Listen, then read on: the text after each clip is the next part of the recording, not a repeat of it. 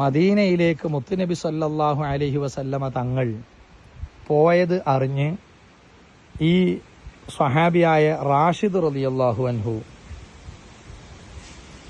മദീനയിലേക്ക് ചൊല്ലുന്നു. അങ്ങനെ മദീനയിൽ പോയി റാഷിദ് ബിൻ അബ്ദുർ റബ്ബ് റളിയല്ലാഹു അൻഹു മുത്തുനബി സല്ലല്ലാഹു അലൈഹി വസല്ലമയുടെ അരികിൽ ചെന്നപ്പോൾ ഈ വിഗ്രഹം കൂടെ അദ്ദേഹത്തെ കൊണ്ടു നടക്കാറുള്ള ഒരു നായയും കൂടെ ഉണ്ട്.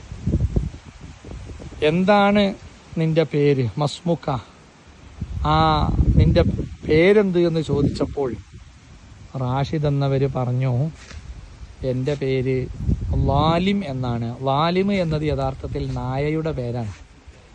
നായയുടെ പേരാണ് അദ്ദേഹം പറഞ്ഞത്.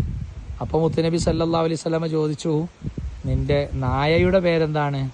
അപ്പം അദ്ദേഹം പറഞ്ഞു, അതിൻ്റെ പേര് റാഷിദ് എന്നാണ്. പേര് പരസ്പരം മാറ്റി പറഞ്ഞു.